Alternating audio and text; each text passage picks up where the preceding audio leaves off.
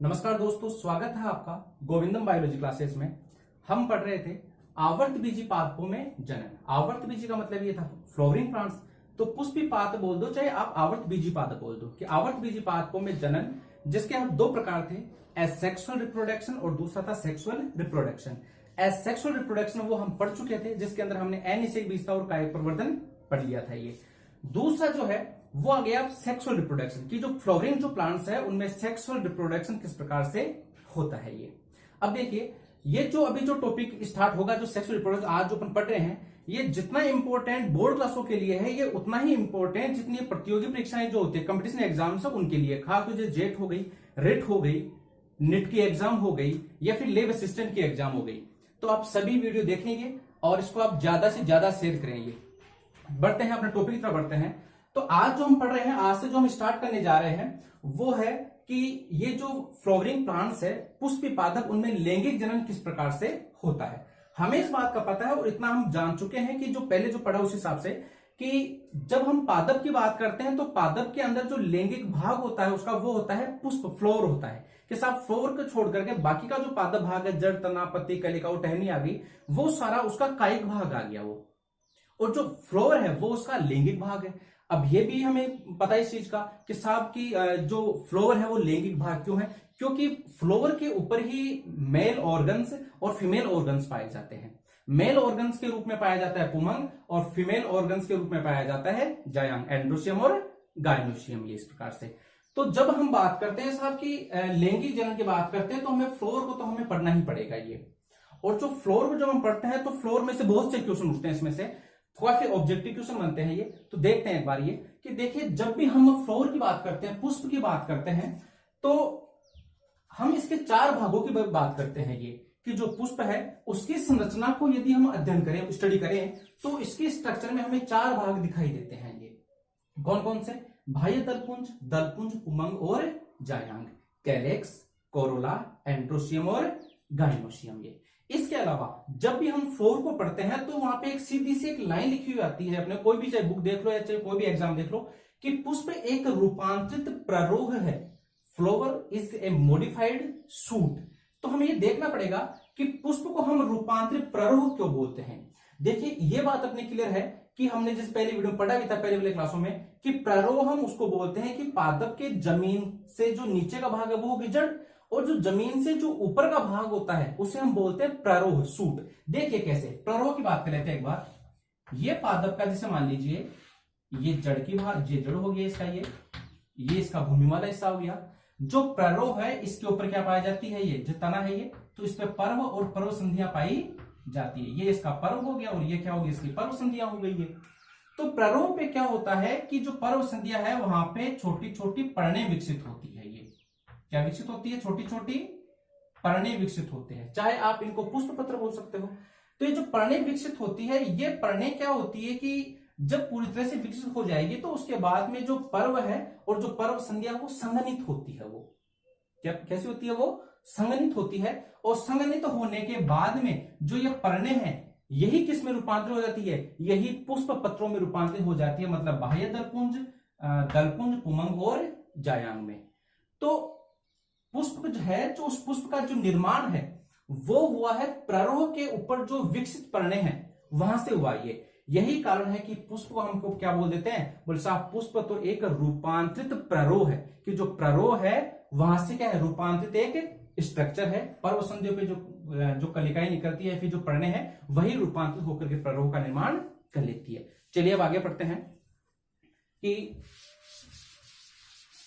अब जो हम आगे बात करते हैं कि जब पुष्प के स्ट्रक्चर की बात करते हैं तो देखिए, एक जो फूल होता है, जो पुष्प है, उसकी संरचना में हमें मुख्य रूप से चार भाग दिखाई देते हैं, या उसकी संरचना को हम चार भागों में बांट सकते हैं। कौन कौन से भाग है देख लेते हैं। पुष्प की संरचना में जो चार भाग दिखाई देते हैं, आप चाहे तो इन्हें आप पुष्प पत्र बोल दो, आप पुष्प पत्र बोल सकते हो इसे, कि जो चार जो प्रकार के पुष्प पत्र दिखाई देते हैं वो कौन कौन से हैं। देखिए, पहला है बाह्य दलपुंज। पहला कौन सा है? बाह्य दलपुंज। हम इसको बोलते हैं कैलेक्स, CALYX, कैलेक्स। इसको दिखाते हैं अपन इंग्लिश के कैपिटल अक्षर से दिखा देते हैं इसे। ये दूसरा जो चक्र है या जो दूसरे प्रकार जो सहपत्र है वो है दलपुंज, कोरोला, COROLLA, कोरोला। इसे हम सी से दिखाते हैं। तीसरे चक्र के रूप में पाया जाता है पुमंग,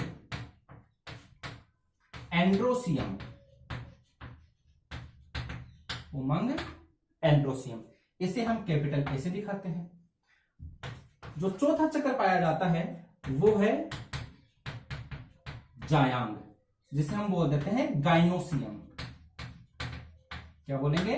गाइनोसियम, और इसे हम कैपिटल जी से दिखाते हैं। ये तो इस प्रकार से एक पुष्प के संरचना में हमें 4 प्रकार के सहपत्र दिखाई देते हैं, और हम इन्हें 4 प्रकार के चक्र बोल देते हैं। हम कौन कौन से? बाह्य दलपुंज, दलपुंज, पुमंग और जायांग।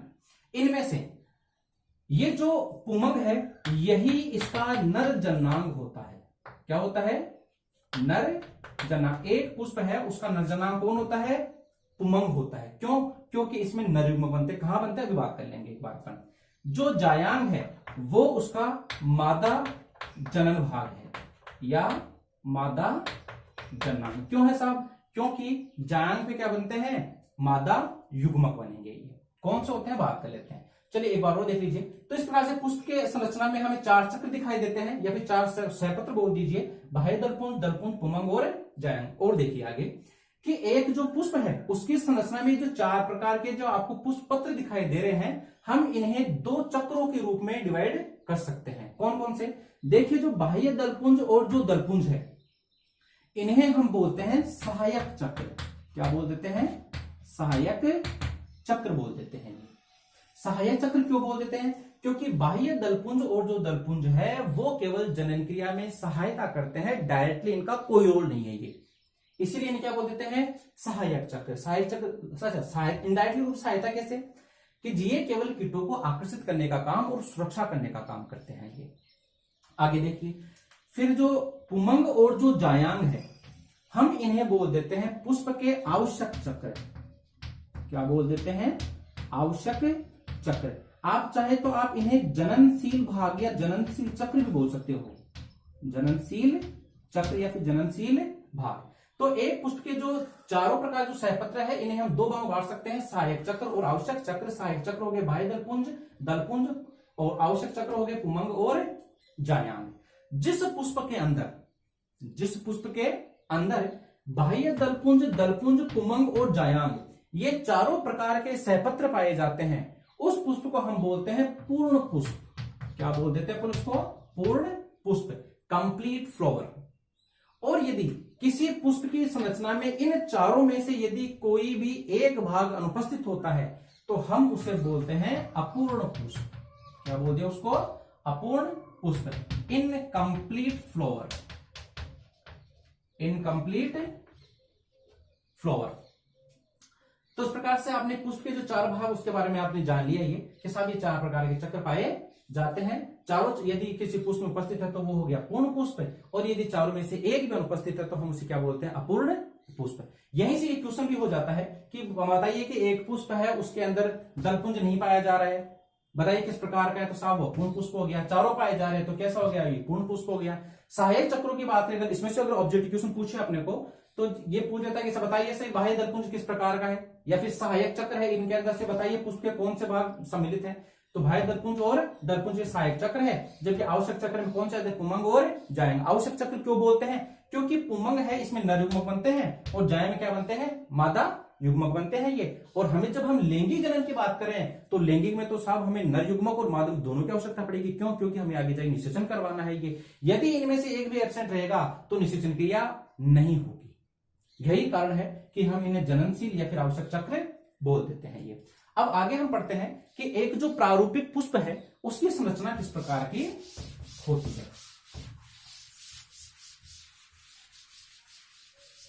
एक प्रारूपिक पुष्प की संरचना किस प्रकार की होती है? तो देखिए, जब भी हम पुष्प के स्ट्रक्चर की बात करते हैं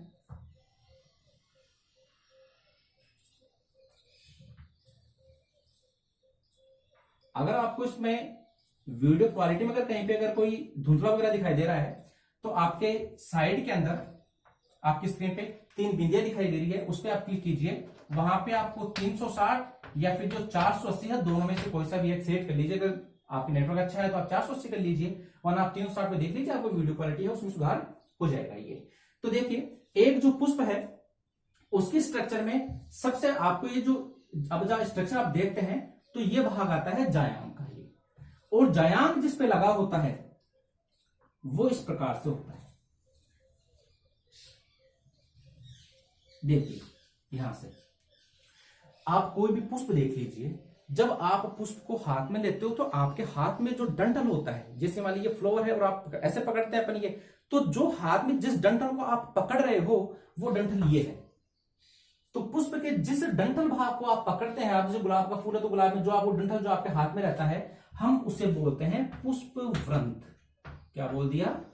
पुष्प व्रंत। पैडी से क्या बोल दिया उसको?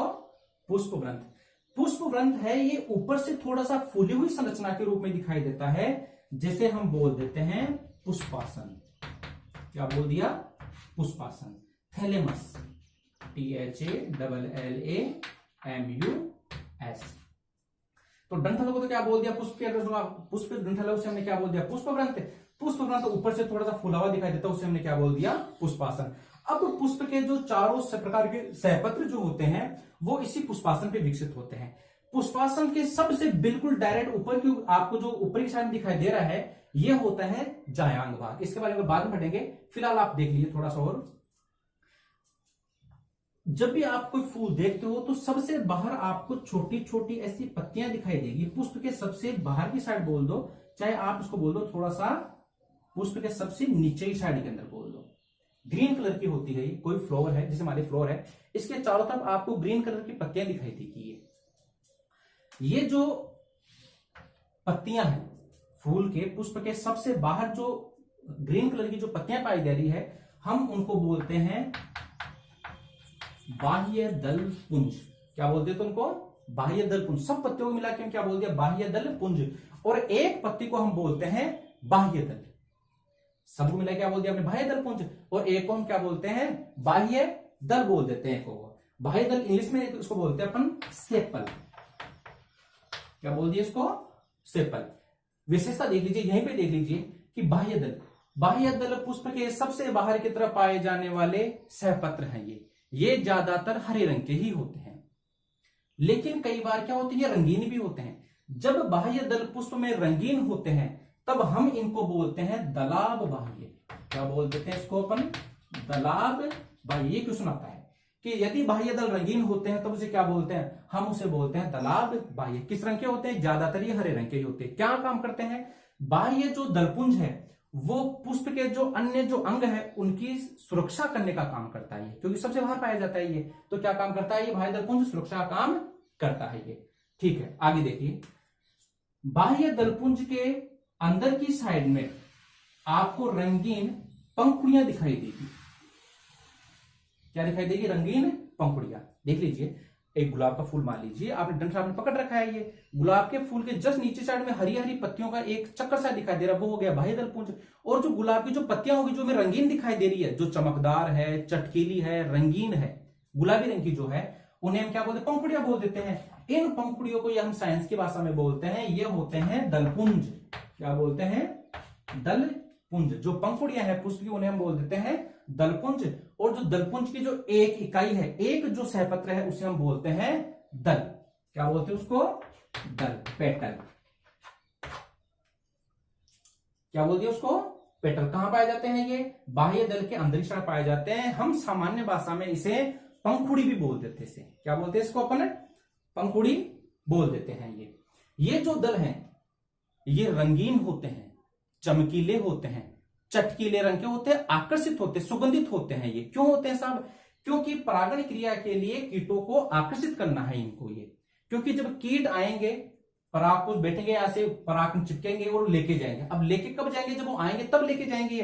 तो आएंगे कब? यदि वो फूल में अगर सुगंध होगी, आकर्षित होगा, रंगीन अगर उसकी पंखुड़ियां होगी तभी आएगा वो। तो जो दल है ये रंगीन होते हैं, चमकीले होते हैं, चटकीले रंग के होते हैं ये।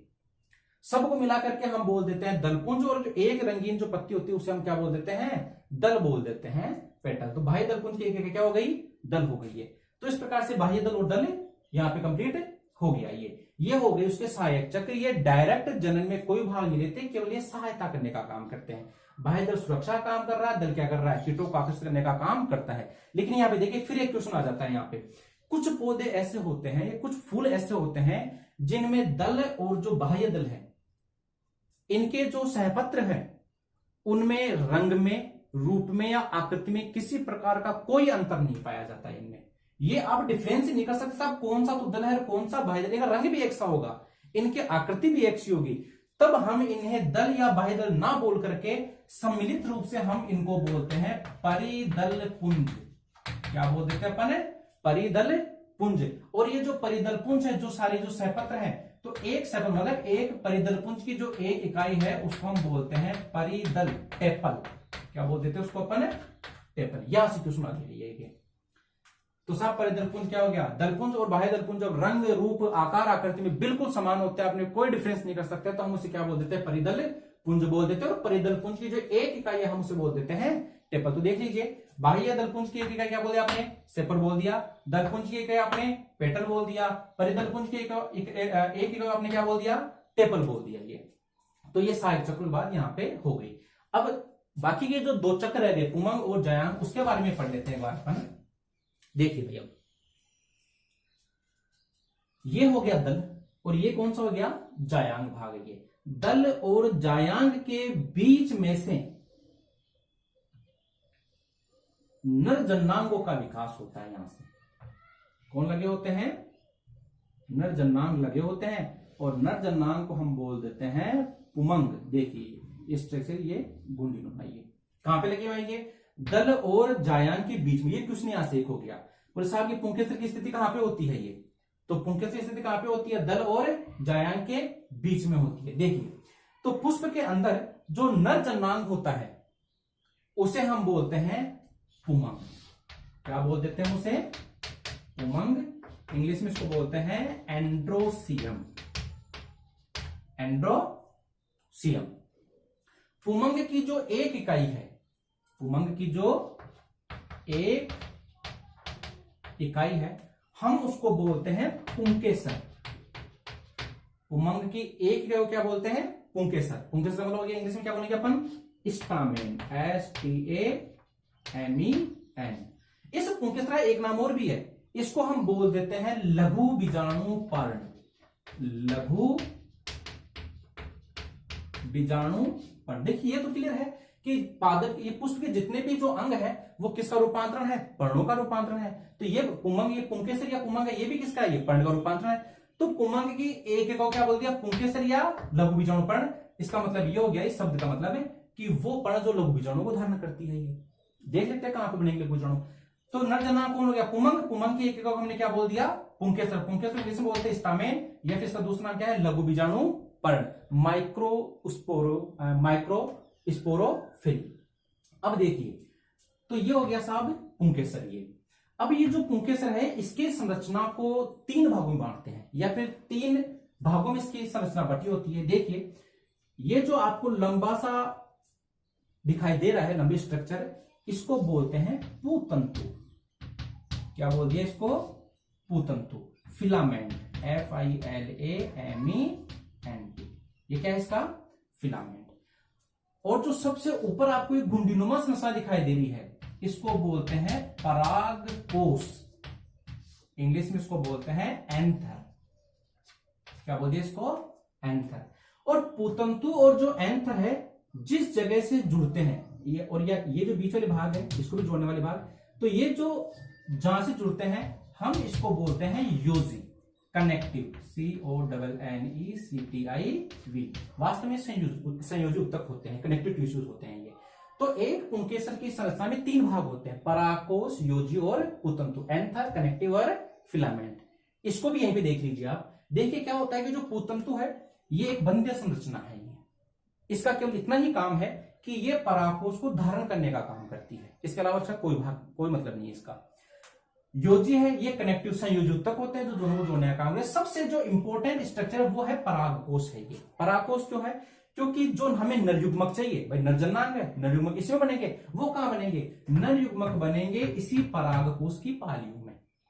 कहां बनेंगे? परागकोश की पालियों में। ज्यादातर जो पौधे उनमें 2 पालियां पाई जाती है। इन परागकोश की पालियों में ही क्या बनेंगे? नर युग्मक बनेंगे। और जो नर युग्मक है उन्हें हम क्या बोल देते हैं? पराग कण, या फिर इसका आगे आएगा, ये दूसरा नाम इसका है लघु बीजाणु। पराग कण या लघु बीजाणु। देखिए पराग लघु बीजाणु थोड़ी आप इनमेच्योर अवस्था है परागकण की, परागकण थोड़ी मेच्योर अवस्था है ये। इन्हें हम बोलते हैं नर युग्मक। तो नर युग्मक कहां बनेंगे? परागकोश में। कौन होते हैं सब? पराग कण होते हैं। अब देखिए यहां पे एक क्वेश्चन आ जाता है, ऑलरेडी एक बार क्वेश्चन आया था ये कि बताइए नर युग्मक कौन होते हैं पुष्प में। तो उसके ऑप्शन जो था एग्जाम में उसमें था परागकण, इसमें सही निकला था ये। लेकिन जब हम आगे पढ़ेंगे थोड़ा सा इस स्ट्रक्चर को, जब हम आगे पढ़ेंगे परागकण, फिर हम इसमें परागकण से नर युग्मकोद्भिद का निर्माण होगा और वहीं पे 2 कोशिका बनेगी, एक काय कोशिका बनेगी, एक जनन कोशिका बनेगी। परागकण के अंदर विकसित होगी वो। जो जनन कोशिका है उसका जो केंद्रक है फिर आगे जाकर समसूत्र विभाजन करेगा, वो 2 नर युग्मकों निर्माण, तो वहां पे भी हम उसे क्या बोलेंगे? नर युग्मक ही बोलेंगे। अब कई बार क्या होता है साहब, ये साहब इसको भी आपने तो नर युग्मक बोल दिया और वहां पे जो जनन कोशिका जो केंद्रक बने उनको भी नर युग्मक बोल दिया। वो इसलिए बोल दिया क्योंकि उनका निर्माण भी किससे हो रहा है? परागकण में। और वास्तव में जो नर युग्मक है वो तो वही बनेंगे। वो तो कहां बनेंगे? जो जनन कोशिका है उसके जो दोनों, उसका जो केंद्रक है समसूत्र विभाजन करेगा और 2 नर युग्मक बनेंगे। वो आगे वाली वीडियो में आएगा, जैसे अपन आगे बढ़ेंगे उस हिसाब से। ये तो यहीं तो छोड़ते इस बात को, फिर आगे और करेंगे इस मैटर में बात। तो इस प्रकार साहब ये हो गया नर जननांग की बात हो गई साहब। पुंगम पुंगम के पुंके से 3 बार परागकोश, योजी और पुतंतु। परागकोश गुंडीनुमा संरचना है, ये जनन संरचना है, यही मेन पार्ट होती है इसकी। ये आगे देख लीजिए, इस प्रकार नर जनन भाग हो गया। अब देखिए मादा जनन भाग की देख लीजिए। जो मादा जनन है उसे हम बोलते हैं जायांग, और इसका दूसरा नाम एक और है स्त्री केसर, भी इसी को बोलते हैं। ये जायांग को इंग्लिश में बोलते हैं गाइनोसियम, GYNOCIUM, और इसको बोलते हैं पिस्टिल बोल देते हैं इसको अपन। एक जो जायांग है वो अनेक अंडकों से मिलकर के बना है। यदि जायांग में एक अंडक है तो वो एक अंडपी कहलाएगा, यदि एक से ज्यादा अंडक है तो वो बहुअंडपी कहलाएगा। तो जायांग की जो एक इकाई होती है, जायांग की एक इकाई, जायांग की एक इकाई को बोलते हैं अंडक, कार्पल।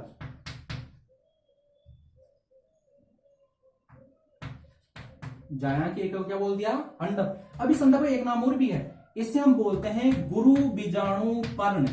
क्या बोल देते हैं इसको? गुरु बीजाणु पर्ण, मेगा स्पोरोफिल। वो पर्ण जो गुरु बीजाणु धारण करती है, या फिर गुरु बीजाणु जिसमें निर्माण होता है। और गुरु बीजाणु किसे कहते हैं? मादा युग्मक को बोलते हैं। वो कहां बनेंगे? मादा जननांग में पाए जाएंगे वो तो। अब देखिए, तो इस प्रकार से ये क्या हो गया? ये जायांग है, या फिर आप इसे बोल दो अंडक बोल दो ये। अब ये जो अंडक है इसमें भी 3 भाग होते हैं सब संरचना में। कौन से? देखिए इस अंडक का जो नीचे वाला जो भाग है जो आपको फूला हुआ दिखाई दे रहा है वो है अंडाशय। वो क्या है? अंडाशय, ओवरी। क्या हो गया? अंडाशय। अंडाशय है ये, जब ऊपर निकलता है पुष्प से तो एक पतली नली के रूप में निकलता है, ये पतली संरचना में। इसको बोलते हैं वृत्तिका, स्टाइल, STYL, स्टाइल। और ये जो वर्तिका है आगे से थोड़ी चौड़ी होती है, तब हम इसको ऊपर वाली जो संरचना है इसको हम बोलते हैं वर्तिकाग्र स्टिग्मा, STIGM, स्टिग्मा। काम भी देख लो इनके, आप तीनों काम देख लीजिए। देखिए जब परागकोश से परागकण आएगा वो कहां पे गिरता है? वर्तिकाग्र पे गिरता है। इसका मतलब ये हो गया कि वर्तिकाग्र है वो परागकणों को धारण करने का काम करती है। फिर यहां से पराग निकलेगी, कहां से निकलेगी? वो वर्तिका से होती निकलेगी। तो वर्तिका कार्य क्या हो जाएगा? तो साहब वर्तिका है वो पराग नलिका को रास्ता प्रदान करने का काम करती है। तीसरी स्ट्रक्चर है अंडाशय। अंडाशय तो वेरी इंपॉर्टेंट है। ये तो अंडाशय है, इसी में क्या बनेंगे? इसके अंदर बीजांड है और जो अन्य जो कोशिकाएं है मादा युग्मक वगैरह, निषेचन क्रिया वगैरह सारी क्रिया यहीं पे होगी ये। तो इस प्रकार से इसके अंडा के 3 भाग हो गए, वर्तिकाग्र, वर्तिका और अंडाशय। अंडाशय के अंदर बीजांड पाए जाते हैं। क्या पाए जाते हैं? बीजांड पाए जाते हैं। ओव्यूल। क्या पाए जाएंगे? ओव्यूल। तो इस प्रकार से एक प्रारूपिक पुष्प की संरचना में ये चारों भाग हो गए। चारों के बारे में जो मेन जो क्वेश्चन थे वो सारे यहाँ पे हो जाते हैं। जब निषेचन क्रिया हो जाती है तो ये सब जड़ जाते हैं, केवल क्या बचेगा, ये वाला जो पोर्शन है केवल ये बचेगा अंडाशय वाला। तो अंडाशय पूरा का पूरा फल में कन्वर्ट हो जाएगा निषेचन के बाद में, और बीजांड है वो बीज बन जाते हैं। तो फल और फल के अंदर बीज, अंडाशय, अंडाशय के अंदर बीजांड हो गया। इस प्रकार से एक प्रारूपिक पुष्प जो है उसकी संरचना कंप्लीट हो जाती है। पुष्प को हम रूपांतरित प्ररोह क्यों बोलते हैं, क्योंकि प्ररोह पे जो पर्णें जो विकसित होती है उनमें पर्व संधियों, उनके पर्व संधियों और पर्व संधियों की जो संगनित है उनके होने से क्या होता है, ये पुष्प के जो ये जो अंग है इनका निर्माण होता है। ये तो ये जो आपका जो अपना जो आज का टॉपिक था और आगे वाले जो टॉपिक स्टार्ट होने जा रहे हैं, ये बोर्ड की जो एग्जाम है उनके हिसाब से भी इंपॉर्टेंट है, जेट के अंदर इंपॉर्टेंट है ये, बाकी अन्य जो कंपटीशन एग्जाम है जिनमें बायोलॉजी का पोर्शन आता है ये उन सब के लिए बहुत इंपॉर्टेंट है। और ये जितने भी मैंने आपको ये बोर्ड में लिखा रखे हैं सबके सब क्वेश्चन है ये बाह्य दलपुंज और दलपुंज। अब आगे वाला जो वीडियो आएगा इसमें हम बात करेंगे कि साहब नरयुग्मक किस प्रकार से बनते हैं और मादा युग्मक किस प्रकार से बनते हैं। यदि आपको मेरा वीडियो पसंद आया है तो आप इसे लाइक कीजिए, शेयर कीजिए और सब्सक्राइब कीजिए।